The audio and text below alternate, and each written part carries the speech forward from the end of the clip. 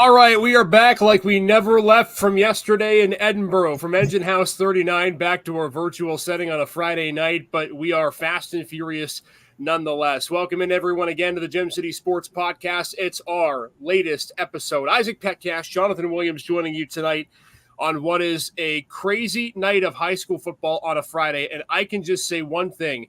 In the next 30 to 45 minutes, we are going to be breaking down a lot of games. We're going to be hypothesizing a lot of scenarios, and whether or not you agree with us, whether you disagree with us, it's going to be an exciting next 45 minutes or so.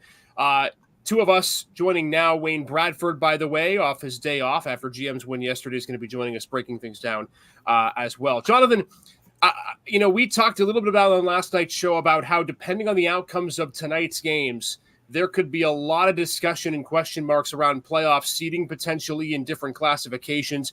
We got that tonight, and we set the table here for this show, man. It's going to be an interesting night of discussion from the committee members in District 10 8 weeks in.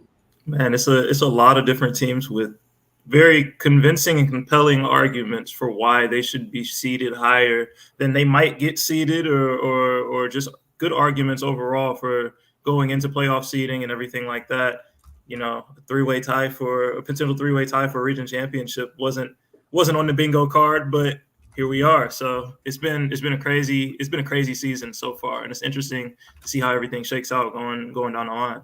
And that is the big story of the night as we come on the air. Region 5 is now a three-way tie with the results that happened tonight. The biggest result, Jonathan, and we'll have highlights later on our 11 o'clock show. Corey comes into Fairview after the Tigers just took down Fort LaBeouf last week in a shutout. And Nolan Carey, Nick Lesher, Jeff Goodwill, and this Corey offense, which had been waiting to break out, does. They beat Fairview tonight 40-7. I just want to get your initial thoughts on this, Jonathan, because when you look at this win for the Beavers, it is momentous for how important this region victory is for the Beavers. Yeah, it was kind of the game that we were highlighting last night, and we were looking at the battle between Corey's high-powered offense and Fairview's very stout and very respected defense. And while Fairview's defense didn't have a great performance today, I don't want that to take away from what they've been able to accomplish and what they've been able to do as a unit all season long. That is a good defense that Corey just went in there and hung 40 points on, and it's a hard thing to do, especially when you're playing a team as talented on that side of the ball as Fairview is. But we thought Corey might be able to put it together tonight, and we thought this might be a potential for Corey to have a bit of a coming out party as an offense, and we were correct. And that was what we saw. It started from the blocked punt to score the first points of the game in the first quarter, and then from there it was all Corey. It was so intriguing when we talked about this matchup last night, Jonathan, because Fairview's defense, and understandably so, maybe had been underrated coming into this game. They had 2 straight victories where they had allowed 10 points or less. They were just coming off their second shutout of the season. Their defense in 4 of their previous 7 games had allowed less than 10 points in total, if you factor in the Grove City game where they gave up 13, but 7 of those were on a defensive touchdown for the Eagles. This was not an easy matchup tonight for Corey, and keep in mind coming in, this was a Tiger team that knew if they won, they would clinch a share at least of the region title and arguably a top 4 seed, I think without question, in Class 3A. Now you look at Corey coming in, and my big thing is this. I think the Beavers knew coming into the season they had an experienced team. We talk about Carey a lot. We talk about Lesher a lot. Jeff Goodwill's been there now for a few seasons and has that team rolling. But let's now take a look at Corey's offense, because if we were talking about the underrated part of Fairview's defense, this Beaver offense has, when they are playing their best, been almost unstoppable. You factor in the 28 against Titusville at the beginning of the season. The Rocket defense has looked markedly better this season. They hang 42 on Warren, 52 on Girard, 28 against a good Mercyhurst prep defense, and then 48-40 now in back-to-back weeks. Are we starting to see this offense, Jonathan, separate themselves from the rest of the pack in Region 5? Because I'm now not sure that there's an offense in this region that's going to be able to compete with Corey. And maybe if you eliminate Hickory and you eliminate Sharon from Class 3A, this Beaver offense might be in that third slot for the best offense in Class 3A. Yeah, I'm not seeing very much competition as far as just sheer offensive production and sheer offensive output. They're putting up points at a ginormous rate, and it's fun to watch. It's fun to see, and glad to see them like can't have that complete game that we've been looking for out of that offense for a couple of weeks now. You know, I feel like with them having it rolling like this, if you're Corey, you almost wish you were playing GM next week instead of when you played the season to kind of showcase what you could do against a team like them. They look good. They're rolling at the right time, and it's really important to be playing this well and firing on all cylinders as you get down to the end of the season and approaching playoff time. And keep in mind, what we didn't talk about from Corey tonight was their defense. When Fairview needed to make plays late in the game, Corey gets back-to-back pick sixes. Mason Savitz takes one of the end zone. Keaton Forcina returned one for 57 yards. So not only is the offense producing well, but the defense, and to your point, Jonathan, with the block punt early in the game, special teams is now firing as well. And you know, being a former player, when you are playing your best football late in the season, as Corey is, it's momentous, whether or not you're the favorite to come out of 3A or not. And you look at this Corey team now, and they're going to be favored in their last two games. They get Harbor Creek and Oil City. I would expect them to probably win both of those. They're going to be sitting at 8-2 going into the playoffs, and they're going to be on likely a 5-game win streak going into the playoffs and the selection of the D10 committee, and we'll get to that in just a second. But now you take a look at some of the other scores from the games tonight. Fort LaBeouf upends Harbor Creek 20-16 in a game that took another defensive interception from the Bison to steal, if you will, a win after being up 20-0. They gave up 16 points in the second half and still walk away with the win. So now here's where Region 5 stands. Corey is 3-1. Fort LaBeouf is 3-1. Fairview is 3-1. All three of those teams have played each other, and there is a Bermuda Triangle of issues within those three teams. Corey has now beaten Fairview. Fairview has beaten Fort LaBeouf, and Fort LaBeouf has beaten Corey. So it is likely that we are going to get a three-way tie in Region 5, although based on overall record, I know it doesn't depict that in terms of tiebreakers. Corey would be the team that would end up at the top of the standings, assuming they win their last couple of games. But Jonathan, now you look at these three teams in Corey, Fort LaBeouf, and Fairview that are going to be jostling, forget region title. Now you're jostling for positions in playoffs when it comes to the 3A class. And it's tough to differentiate, but I mean, you kind of got to go to, in my opinion, you got to go and look at the stats. So you got to go look at these offensive performances and margin of victory and it's a numbers game at this point when you get into three-way ties and we've beat these people, but they got beat by them. It's like, at this point now, everybody kind of gets into the statistical battle that people hate getting into. And people say it's not really like a very true test of the football that's being played on the field, but it's the only thing that you can look at to separate. And if you're looking at that, you got to go advantage Corey across the board. I mean, they've put up the most points out of anybody. Fort LaBeouf has played in a lot of exciting football games, but albeit they played in a lot of close football games. And their games haven't been the highest of scoring football games. So it's going to be interesting to see kind of how that gets differentiated and how playoff seeding and all of that stuff shakes out. But if I had to choose and if I had to select, I'm probably going Corey, Fort LaBeouf, and Fairview in that order as far as seeding goes. So let's just then talk about for a second before Wayne Bradford gets on here, because this is at the end of the year. I think I almost laugh because I feel like it's Groundhog Day. We talk about specifically Class 3A, and we're not discounting the other classifications too. There are still a lot of playoff battles that are left to be had in those, specifically in Class 1A, which we'll get to in later podcasts. But the question every year is, from those who have been around, and there are plenty who have been here longer than I understand that, but I've lived here all my life, is the question becomes, in 3A specifically, what does it take record-wise, performance-wise, for an Erie County team or a non-Mercer County team to supersede a Mercer County team in the 3A playoffs?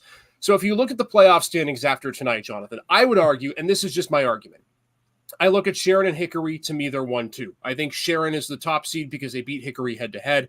I think Hickory becomes the 2 seed. Those two teams are clearly, as Mercer County powerhouses, the top 2 seeds. I don't think there's any debating that by anyone that's in the media or anyone from high school football. Then you look at the rest of this classification. And to me, I think the third seed, if you're counting the playoffs tonight, if you had to make a decision now, I think it has to be Titusville.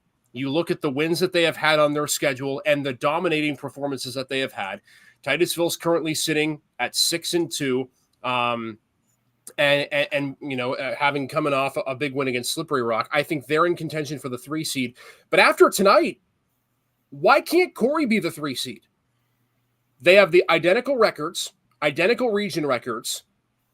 Corey won the opening week matchup 28-22 in a game that, okay, if we're counting head-to-head, right, it should go to Corey because they beat Titusville.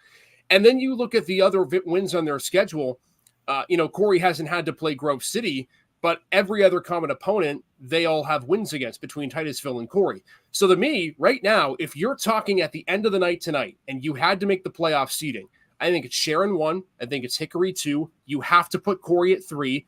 And if you put Corey at 3, there is no team at all in 3A that has played better than Titusville. So to me, Titusville becomes 4. Now you then start to determine, okay, you have to factor in Fairview, Fort LaBeouf, Grove City, and then who is your potential 8 seed? Then I think you start debating, from there, 5 through 8, who's going to be, those seeds at the bottom there. But assuming that Sharon Hickory don't mess up and Titusville's able to win out and Corey's able to win out, even if Titusville, let's say, were to lose to Sharon, which they have to play next week. So let's say Titusville goes 1-1 and they sit at 7-3 and Corey's at 8-2. How could you not seed it Corey 3, Titusville 4? I know that there are people out there that want to say, well, Grove City should be in the top 4 seeds. There's no other way that you can tangibly put this. It has to be those 4 in that order. Am I wrong?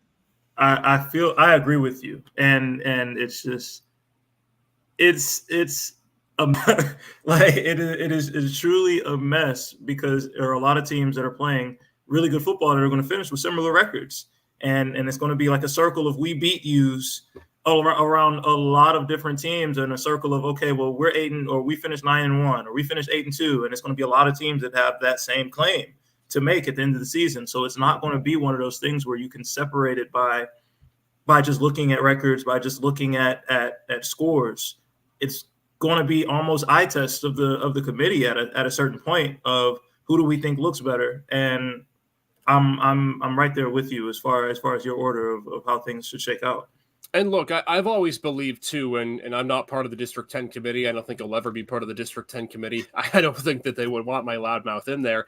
But I think you have to look at it in a couple of ways. You mentioned the total body of work. I think head-to-head has to play a factor, but I don't think it can be the only determining factor in this. And now that Corey has that win over Fairview, I know coming into the day, okay, you could make what to me is not a tangible argument, but okay, maybe you make an argument that, okay, Grove City beat Fairview and Fairview may win the region. So you got to put Grove City ahead of Fairview because they won head to head. Now that's irrelevant because you have a 3-way tie in Region 5. Corey is the best team and it certainly looked like the best team currently in the region coming into the night and ending the night after they beat Fairview.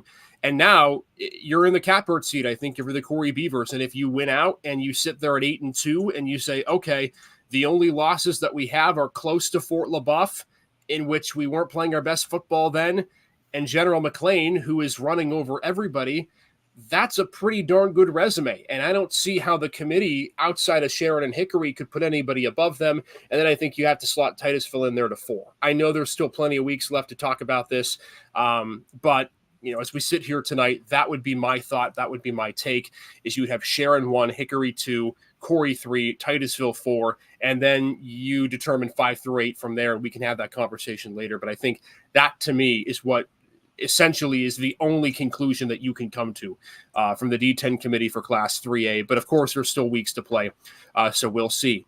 Washington, all right, something completely different from everything you just said. Historically, it's happened that way. So we'll see exactly what happens. But enough hearing from me. Let's bring in Wayne Bradford, shall we? Coach, it's good to see you again. Hey, guys. How are you? Good, my friend. It's. I feel like it's been too long, but I guess we did see you last night. You get enough to eat, get enough to drink there last night? Yeah, I did. So I had a good time. So it was a great night to celebrate our seniors and our community. Certainly thank both of you for being there. So was a really good night. Let's just reminisce and recap a little bit about last night for those who missed our podcast. General McLean 35-27 winners over Meadville. And Wayne, you've been in the coaching business for a while. I just late in the season, Jonathan and I, before you came on here, were talking about, okay, the teams start to separate, right? The really good teams from maybe the average teams separate themselves late in the season. What was the game like for you, just from your perspective, and what you guys were able to do maybe even that second half? I was a nail biter, Yeah. a lot of anxiety. We talked a little bit about, how difficult it is to defend the wing T, and obviously, only giving up 6 points in the first half and getting those two red zone turnovers was critical, especially with them coming out and getting the ball first. And sticking to our guns, at halftime. I had a really interesting conversation with Marshall about, how they were attacking us and was drawing things up and saying, hey, look, we could make some adjustments here, but we've only given up 6 points, so certainly some doubt creeps in your mind sometime. And are you doing everything you can to be successful? And then we gave up the big pass on the 3rd and 8, which was my fault. I told our kids to disguise a little bit, and we did some nice disguise, and they shouldn't have disguised on 3rd and 8. Been that close to the line of scrimmage, and they got behind us. So that was really my fault. But outside of that, in terms of the wing T, I thought our wing T plan was very good, and we executed very well. And then you morph into spread 4 wides, and their quarterback made some amazing plays on 4th down, got out of the pocket. And again, it goes on us as a staff not practicing scramble drill enough and having that awareness. So, kudos to them. But overall, if you said you had to defend the wing T and you gave up basically 13 points to a wing T offense, I think you'd be pretty satisfied. Yeah, and the nice thing is you might have a chance to see him again in a few weeks here in 4A. I don't know how nice of a thing that is. It's nice for us. Yeah, I'm about to say it's nice for us. It's a great thing, but it's nice for the two guys on the top of the screen because we might actually get to have the headsets on calling that game. Stay tuned, by the way. We've got some things in the work for that. It'll be great for District 10 if we're fortunate enough to be in that situation, because they're a great football team, and both teams are playing very well, and both teams have very good staffs, respect one another. So it'd be great for our area. And visually, it would be great to see the end zone being lit up in the new plaid turf and what would likely be Edinburgh University for the championship game. Wayne, we were talking Class 3A before we came on, and Jonathan and I were talking, okay, the results tonight. Corey, the big win over Fairview, 40-7. You've seen them this season. Fort LaBeouf clips Harbor Creek 20-16. They get a rebound win. And now you have 3 teams at 3-1 in Region 5. You've played 2 of them this season. Just unpack, if you would, Wayne, this region for us, and where you see, is there a team that to you sticks out between Fairview, Fort LaBeouf, and Corey, given that they've all beaten each other, as the team that you think is maybe a little bit a level above the rest currently as we sit here now? I think it's Corey, and I heard a little bit of your conversation, and Corey and Fort LaBeouf played in probably the worst weather conditions you could have. If Corey plays Fort LaBeouf in a normal weather situation, I think they win going away. And really, that when you watch that game, and obviously we had it because we played both opponents common exchange. I'm not so sure the kid scores on that long pass that gets them down to the 1, and then they try to get in without their quarterback. So their quarterback gets dinged up there and is not in for that last possession. So you're talking that game's really a 6-inch, 1-foot game. We talk about it's a game of inches all the time. But I think in a regular weather situation with Corey's ability to throw the football, I think Corey, comes out on top there. So having played both of them, Corey's very versatile. They can get in 2 back and run the football, but then they can get in 1 back and empty and throw the football. So I think they're very diverse on offense. And they're physical too. They're physical on offense. They're physical on defense. And have a lot of respect for Jeff Goodwill. Great young man. Had the opportunity to recruit him. He didn't play for us, but have a lot of respect for what Jeff's done out there at Corey. They got a good person leading that community. So let's keep on this, Wayne, just for a second, because I think, obviously, as you know, having been in 3A the last couple of years at GM and moving up, there's always this discussion about, okay, what would it take on a resume for a Erie County, a non-Mercer County team to supersede a Mercer County team? And I think we can agree, the three of us, and maybe you think differently, but it's probably Sharon and Hickory at number 1 and number 2. I think that unless there would be some colossal failure, huge injury to one of those two team star players, I think they're sitting at number 1 and 2. Has Corey, in your mind, if they're able to win out, have they done enough in your mind to earn the 3 seed, knowing that you've got Titusville out there, Grove City out there, of course, Fairview, Fort LaBeouf? How, if you were part of the committee, how would you stack up the playoffs just based on what you've seen through 8 weeks? Yeah, I think, with Fort LaBeouf, just being hit by the injury bug, that's really hurt them. If they were healthy, what would they be right now, right? Mm-hmm. What would the outcome have been of our game? If they were healthy at quarterback? What would the outcome of the Fairview game been at quarterback as well? Grove City, we had an opportunity to scrimmage them early. Not to disparage anyone, Sam Mowry does a great job. I don't think Grove City is the team that they've had in the past few years. I think that Sharon and Hickory are, heads and shoulders above them down there in Mercer County. Outside of that, I've seen Titusville, a little bit. I'm not sure. I think you said, I don't know if Titusville and Corey played week 1 and Corey won. Corey beat him 28-22. Having said that, I think Corey is the class of 3A right now where you are in the season. Maybe they weren't in week 2 or 3, but I think right now, and same thing, the health, Fairview, not having their quarterback. So things change so dramatically, as we know, with injuries. But I think Corey, from the Erie County perspective, really is the class up here in the north of the 3A. And we were talking about that, Jonathan, just before. And again, I think the other advantage to Wayne's point that Corey has is they're relatively healthy. No team is fully healthy this time of year, but I think if you factor everything in with the health at key position standpoint, of course, Vinny Campoli, just the awful injury he sustained a couple of weeks ago. And obviously it's tough for Fairview because we wish that he would have been able to play the whole season. For LaBeouf, missing a couple of key pieces as well. And I think just Jonathan, and this is, Wayne added it really well. The injury component has to play a factor too, right? Because you think about, okay, are you healthy? And are the players that are going to help win you playoff games able to make plays? I think you could say that for Corey. I think you could say that relatively for Titusville. I don't know if you can say that for a Fairview and Fort LaBeouf, and that might hurt them down the stretch.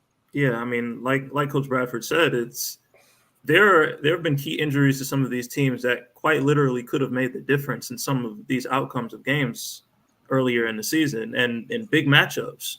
Fairview losing their quarterback, Fort LaBeouf losing their quarterback. Those are huge losses for those two teams that change the makeup of your entire team. They change how you have to play. You've seen Fairview play 2 or 3 different quarterbacks since. You've seen Fort LaBeouf play essentially a wide receiver at quarterback since. So it's changing the makeup of these teams. And as much as you hate to say it, it changes your competitiveness and it changes how good and what your ceiling is, especially as an offense when you're losing your starting quarterback like that. And both guys very instrumental pieces to what those teams do offensively. So when you're looking at the injury bug and you're looking at certain things, like that's not to say that Corey is 100% healthy and they haven't battled injuries and they haven't dealt with, their dinks and dunks as well. But losing your starting quarterback is a little bit different. And I guess to Corey's advantage, they haven't had to deal with a situation like that to this point. So it leaves them in slightly better of a shape going deep into the season and especially going into playoffs as far as health is concerned. So we talked a bit about 3A. We've mentioned 4A with GM and Meadville, and I think we'd be remiss if we didn't talk about a couple of the 6A teams as well. Wayne, did you go? I know they're not 6A. Did you go to any of the prep game tonight? I did not. Spent the day with my wife and my son. I did watch much of the prep game here at home on the computer. Kind of shocked, especially I watched the beginning and third play in, Benedictine throws the ball in the flat, to the boundary, bad pass, picked off. Prep goes right down and scores, and I'm like, okay, here you go. You're going to get an onside kick. It's going to be 14-0, and away we go. But Benedictine, to their credit, battled. Ran the ball very well tonight against Prep. The little bit I saw, they got in, two back and ran power quite a bit. So. And I noticed a couple Prep guys on the sideline not dressed, so I'm not sure what their health is. Talking about health today, I saw a couple linemen, I think 70, 76, 53 weren't dressed. I don't know if they're starters or two deep guys or not, but, was a little surprised at the outcome. Obviously, you play them next week, so I don't want to ask you too much about strategy or whatnot, but they start out 5-0. They've lost now 3 straight. Of course, 5A is the anomaly here in District 10. They're going to be in a sub-region game coming in the next few weeks regardless, so you have a chance to prep for playoffs. You've coached there a little bit. Mike Mishler comes back as the OC. Mike Cray remains as head coach. What's going to be the key, do you think, let's just say big picture-wise, for playoffs, for Prep to be able to get back on track? They've got 2 games left to go. It's against non-region opponents and non-classification opponents. Just from the personnel, what do you think is the key for this Rambler team if they're going to want to get back on track your way? Probably consistent quarterback play. I think they've played 2 or 3 maybe that I know haven't watched a whole lot of film. We'll get the exchange tomorrow hopefully.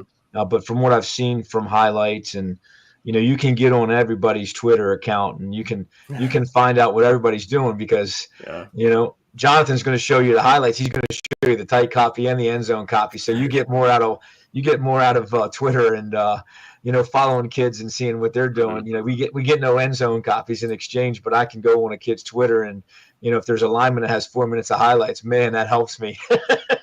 I don't know what kind of quarterback play they've had. Obviously, Charbel Latouf was a young man who was coming up when I was there for my first couple years. So I know how talented he is and physical. Now Monte Hollingsworth, who, I loved coaching. He was an 8th, 9th grader when I was there. Is a great kid and a tough, player inside, stuffs to runs better than you think. I'll probably have a deep dive tomorrow into, really what they're doing from that standpoint. And they're always great on special teams, so when it comes down to this time of the year, you've got to win 2 of the 3, areas, and certainly special teams for us, especially lately. Returned a punt for a touchdown, against Warren. Returned a kickoff for a touchdown that was called back. Had a big kickoff return, the other night. So, we've really, stressed we've got to win, that phase of the game in big games and in close games. So Prep falling tonight to Benedictine 42-14. That's their 3rd straight loss. And then we flip the page and we go to a big highlight of the night, guys. I want to touch on this man, and we got highlights to play while we're talking. How about McDowell tonight and Blaze Myers? He sets the program record for McDowell for touchdown passes. He had his 48th in the ending part of the 3rd quarter. That's him right there with a touchdown run in the 2nd. And McDowell beats Austintown Fitch out of Ohio, who had, coming into this game, been one of the more premier teams in their conference, 38-35. Myers had a last-second touchdown pass to Stephon Porter with 1 second to go that ended up winning the game.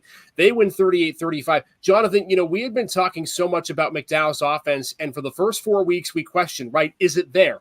And now it seems like it's there, just from what we've seen. And I think this win tonight for McDowell, they beat Prep last week. They get another win tonight. They're sitting on a 5-game win streak. They now look dangerous.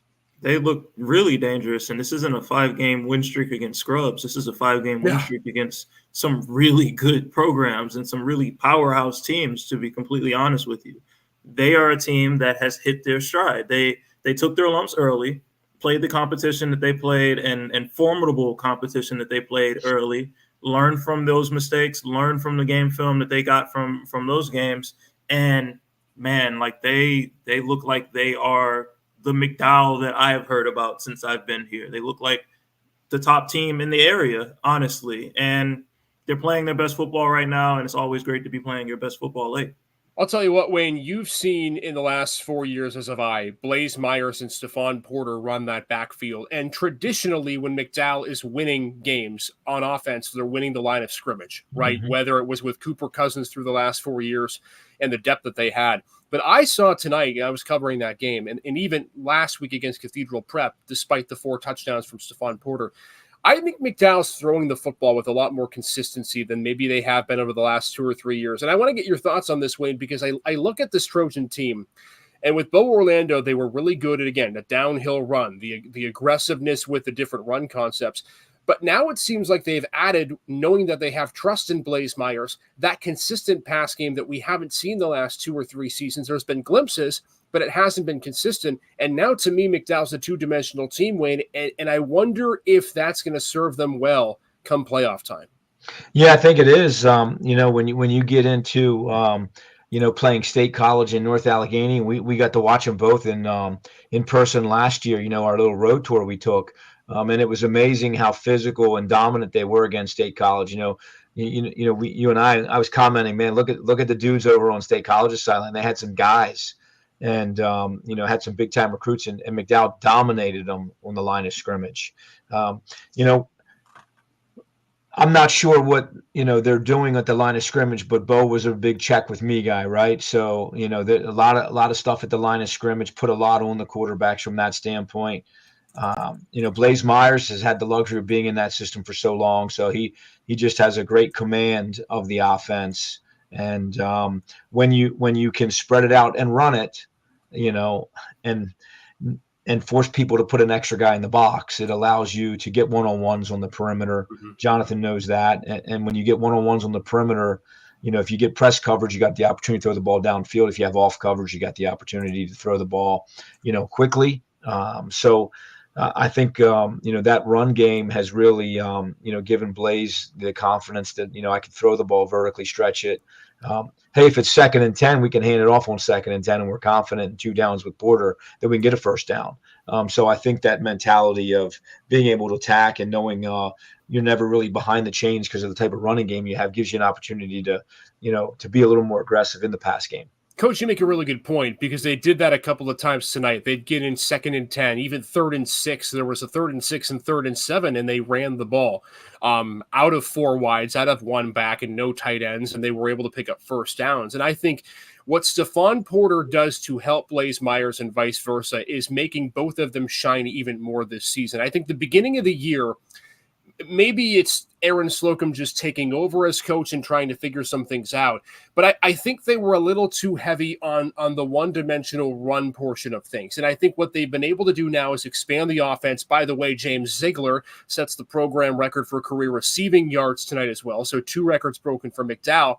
And now they've got those options. And the other thing to me that I saw, and Wayne, you bring up the 2 games from last year that we were at State College, and the game down in the Whippeal when they ended up ending their season last season in North Allegheny, is that McDowell, in a lot of senses, when they were throwing the football in the last 2 or 3 years, was sideline outside the hash marks receiving. They are going to the middle of the field a lot this season, whether it's with Ziegler, whether it's Porter on dump down routes. They're using tight ends.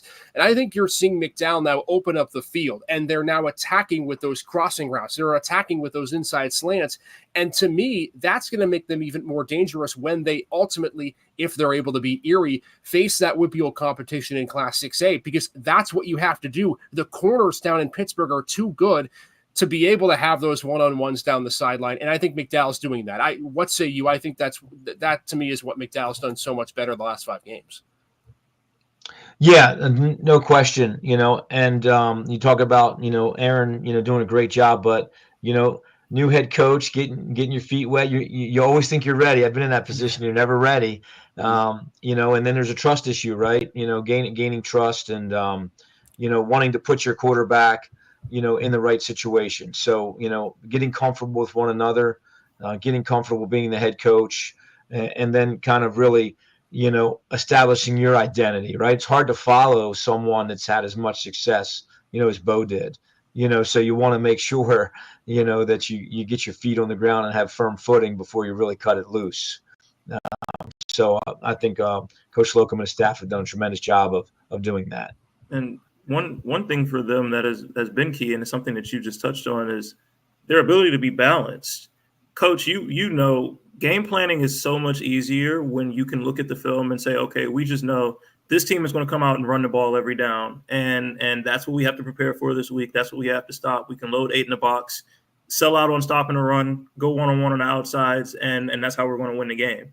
But when you have such a balanced attack where you don't know where the attack is coming from, whether it's handing it off to Porter, whether it's Blaze dropping back to pass, it makes it a lot harder to game plan for a team like McDowell, and it makes it a lot harder to come up with a good game plan to stop them, because you don't know what they're going to do on any given play. You don't know what their tendencies are on third and long when they can just hand the ball off out of 4 wide, no tight ends, out of 10 personnel, and still pick up a first down on 3rd and 6, 3rd and 7. So it makes it a lot harder on opposing defensive coordinators and opposing defenses to game plan for them when they know they can go any direction they want and still be successful. So it's going to be fun to watch. It's going to be fun to watch down the line, because they have a recipe to make a run in the playoffs, and they have a recipe to go with some of those Mercer County teams in the playoffs and some of those Pittsburgh teams in the playoffs. So it's going to be fun. And meanwhile, for the Trojans, the team that they're going to play in the 6A championship game, Erie, I think we should touch on them as well. Keystone Region Media with a pretty good comment here. Don't look now. Royals are on a 3-game winning streak, and they've completely dominated their opponents in those games. They win 22-0 tonight over Euclid. Now, again, Franklin, Oil City are having down years in a lot of respects, although I think 74 points against any opponent is something to not sneeze at when it comes to the Royals. I think their defense has gotten a lot better over the course of the ending part of the season. And really, when you look at since the McDowell game, and I think it's important to note this for Erie, a lot of the concern that I think many have with the Royals is A, their discipline, and B, their gap coverage in facing opposing offenses. But you look at their last 5 games and forget the 3-game win streak. Let's add Hickory and McDowell to it. 27 allowed against 2 high-powered offenses, and then you just dominate the teams that you are supposed to beat. I think this Erie team is coming into form, and do I think that they should be coming in the favorite against McDowell? I don't, but this defense looks significantly improved. The offense is getting the chains rolling in terms of maybe a little more consistency, and I almost wonder as well, if you're Andre Henderson's team, you've got 2 games left against Canisius and Meadville. If you can win one of those 2 and you're going into the D10 championship having won 4 of 5 games, that's a confidence builder. So I think credit due to Erie. Their defense is playing a lot better. Yeah, Erie as a team has impressed me. Even in their losses, they've impressed me, because honestly, their losses are in games, especially with McDowell, where nobody gave them a shot walking in the door. So they played prep tough first game of the season, where there were people predicting that they were going to get blown out of the water in that game. Like, this Erie team, and I've been talking about it for weeks, and I've been preaching it for weeks, and I'm going to keep preaching it. They've been right there all year long. They've been really close all year long. And I know it feels good over there to put 3 together, albeit games you're supposed to win, but you're doing your job when you win the games that you're supposed to win. And it feels good all the time to get wins, whether it's the team you're supposed to beat or it's the team you're not. So keep stacking those wins, and it's going to be interesting to see the rematch against McDowell. They played McDowell really tough the first time around, and arguably had a shot to win that game the first time around. So put yourself in position where you're going into that game off of 4 or 5 wins, 4 wins in your last 5, or even 5 straight wins, and Erie coming in with momentum might be dangerous in that matchup. Wayne, want to get your thoughts, because, I mean, I know you haven't seen much of Erie this year, but as much as we talked about, okay, McDowell's offense is rolling now, Erie's defense is starting to play much better. So to me, it could make for an intriguing matchup when you get to the 6A championship game, because for the first time, I think, since I've been working here, and that's since the start of the pandemic, I think this Erie team really believes that they can win 6A. Whether or not they can remains to be seen, but I think there's a belief in that locker room they can get it done. Well, that's a credit to Andre and the staff. Andre Henderson played for, arguably the greatest defensive coordinator in history of college football, Lou Tepper, who I had the opportunity to work for 6 years. And he's got Anthony Gates on his staff. Gates, he played for us, local young kid. I believe James Carson's on the staff now, who, played for Lou at IUP too. So Andre Henderson has done a great job of creating discipline in that program and creating that belief. And, playing for Lou, he understands how to play great defense. He understands gap integrity. He understands, alley, force, support, coverage, all those things. So you've got a guy who played in the back end, who understands that. Jonathan can, speak to that. Gates played linebacker. Hopefully he was trained well by someone on this podcast. And then James Carson was a heck of a defensive lineman.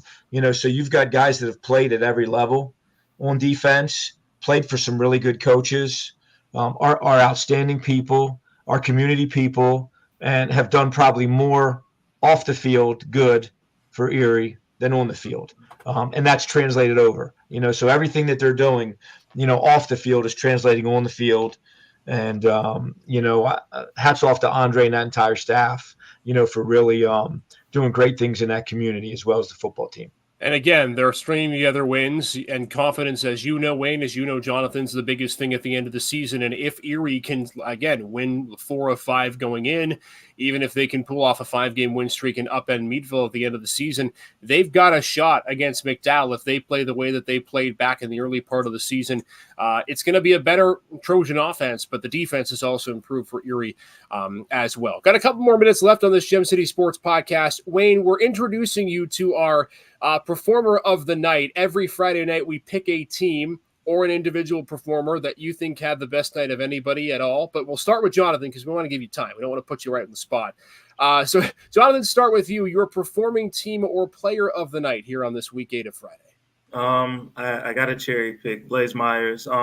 Breaking the touchdown record there is an amazing performance and something that you should be proud of, especially in your high school career. Mm-hmm. You're leaving, no matter what, you're leaving McDowell High School in the history books. Like, your name is immortal amongst those hallways. So that's a great performance and a great career for that kid. And, I would just wish him all the best going forward. Yeah. Wayne, do you got one? Well, there are a couple guys that played last night that I thought did a really good job, but I'm gonna I'm not gonna be a homer. I'm gonna go with Vinny Feliciano. I think 335 yards and 5 touchdowns tonight. This guy's unbelievable. It's I'd love to have the opportunity to go watch him in person. I've seen a lot of highlights, but haven't been able to see him in person. So I think it'd be really fun to see how explosive he is, in person. What food companies are Jacob Zeitz and Vinny Feliciano eating from before the game? Because I want some of that. Whatever they're eating or drinking before the game, I would like some of that because it clearly means touchdowns. Great point by Wayne. We didn't even get to Mercier's Prep Iroquois, who Jonathan and I talked last night we thought would be a big game where Region 3 was concerned, and the Lakers just wiped the floor in what was a big game for them. Vinny, just an unbelievable effort, and him and Jacob Zeitz are going back and forth blow for blow for who is the most explosive player every single week in District 10. I got a couple performers. To me, I have to mention the Corey Beavers. I think the way that they were able to come in tonight on the road, we talked about the offense, but the defense with 2 pick-sixes, a blocked punt early in the game to set the tone. And you mentioned, Wayne, Jeff Goodwell and his ability to lead a veteran team in all 3 phases of the game. That was huge tonight for Corey. And now they control their destiny where maybe they were looking at a 5 or a 6 seed in 3A. They now may be looking at a 3 seed, and that would be huge because then you avoid a Sharon or a Hickory until the semifinals. Also, too, want to give a shout-out as well, a game that we didn't really touch on because of the records, but what a comeback tonight from Girard. A big second-half surge, and they get their first region win in Region 5, 34-27 over Northeast. So shout-out to the Yellow Jackets on homecoming evening. I was at that game at the start of it, and they end up coming away with a 34-27 win. What a week 8. Wayne, it was great that you can join us. I wish GM had more Thursday games because we have you on a Friday all the time. Hey, I'll find you after the game, so just let me know, Just call in anytime. You know the number. You know who to call, man. But great stuff as always, Wayne. Enjoy the weekend, and hopefully we can talk to you next week as well. Sounds great. Thank you. Thank you both for coming out last night. Really had a great time. So appreciate what both of you do for the community. It's fantastic. So keep doing great things. And hopefully we can do it again as well, whether it be an Engine House or other places as well. Also, again, congratulations to Jonathan. In case you missed his announcement last night, he's going to play pro in South Carolina in February. Pretty neat graphic. Give it up. It's what an accomplishment for you, my friend. And I know we said this last night, but congratulations to you. And we're going to miss you, but we still get a couple of months with you, which is cool.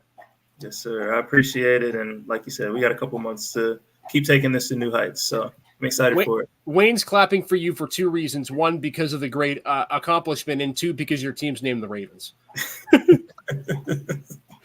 So there's a twofold aspect to that. All right, we're out of here. We're hopefully you enjoyed Friday night of high school football here in Week 8. We did as well. Our next podcast coming up on Monday. That's TalkErie.com, YouTube, X, Facebook, and Twitch. And that will be part of Flagship City Sports Talk with Nick Artman and Paul Adamczak. We are done for now. Enjoy your weekend. Be safe, everyone out there, and we'll see you all on Monday. Have a great night.